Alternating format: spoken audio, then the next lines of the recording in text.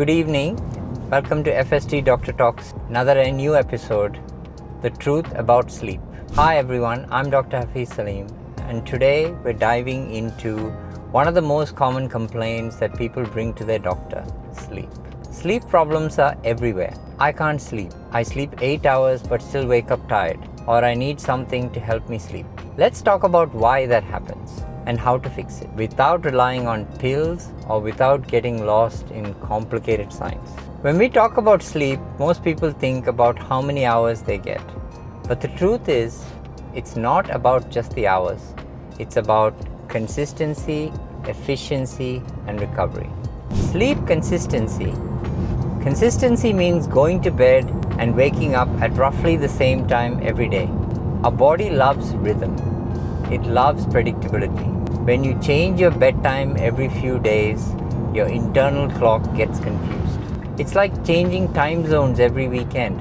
That's why we get the Monday morning jet lag feeling. Going to bed at midnight one night and then 10 p.m. the next, and then 2 a.m. on the weekend. Your brain doesn't know when to release the hormones that actually prepare you for deep sleep and deep rest. So rule 1, try to sleep and wake up at consistent times, even on weekends. Now let's talk about sleep efficiency. Efficiency is how well you sleep once you're in bed. If you're in bed for 8 hours but tossing and turning for 2 hours, your body only gets 6 hours of real sleep. Good sleepers don't necessarily sleep longer, they sleep better. That means fewer awakenings and less restlessness, and therefore more continuous rest. Now I'll just like to remind you of a concept called recovery sleep. Think of your sleep as your body's repair shop. All the physical and emotional wear and tear of the day, it's during sleep that your brain and muscles rebuild and resets. If you're training hard, working long hours, or mentally stretched, you're not just tired, you're depleted, and your recovery sleep is what brings you back. 7 hours of quality sleep can be more powerful than 9 hours of poor, broken sleep. Now, I'd like to talk about why you might be sleeping but still waking tired. How many of us have slept 7 or 8 hours and still woke up feeling groggy? That's usually not because of the lack of hours, but because of poor sleep efficiency or timing. If your brain was never fully allowed to dip into the deep recovery states, you wake up as if your battery charged halfway overnight. It's like leaving your phone on charge for 2 hours instead of 8. Technically charging, but not really to a full strength. I'll just delve into the big sleep disruptors. Let's talk about what really ruins sleep. First of all, caffeine. We love our morning coffee, and that's fine. But caffeine stays in your system for a long time. So even if you drink at 3 p.m., half of it can still be active at 9 p.m. So if you fall asleep, it lightens your sleep and reduces your recovery. A rough rule of thumb is that you probably shouldn't have any caffeine after lunch, or certainly none after 2 p.m. If you need a boost, go for a walk or have a cold water instead. Second, coming to light. Light is the strongest signal to your body about when to stay awake and when to wind down. Blue light that comes from sources such as your phone screens, your tablets, your TV screens, and bright LEDs are telling your brain constantly, it's daytime. So melatonin, your sleep hormone, doesn't get released properly. That's why scrolling at 10 p.m. is a double hit. You're stimulating your brain with the content and constantly telling your brain that it's still daylight. Simple fix.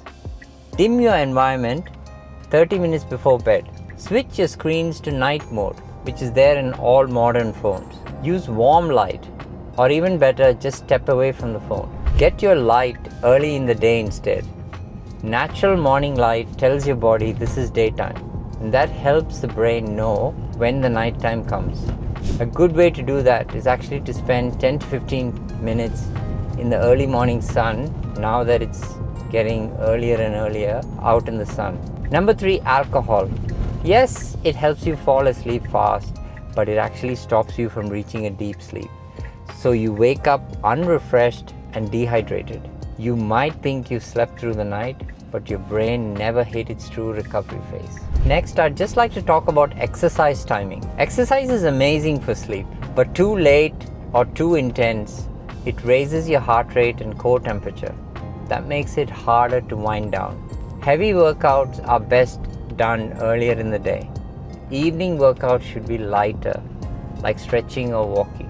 I appreciate that it may not be practicable for everyone, but try to limit it as much as possible. Now, just touching on nutrition and sleep. Timing of your food matters a lot. A heavy meal just before bed means your body is still digesting, not resting. Try to have dinner at least 2 hours before you're going to bedtime, which again, reiterating, should be consistent. This can cause a glucose spike and then a crash, which may wake you up at 2 a.m. hungry or restless. I'm sure many of you have experienced this.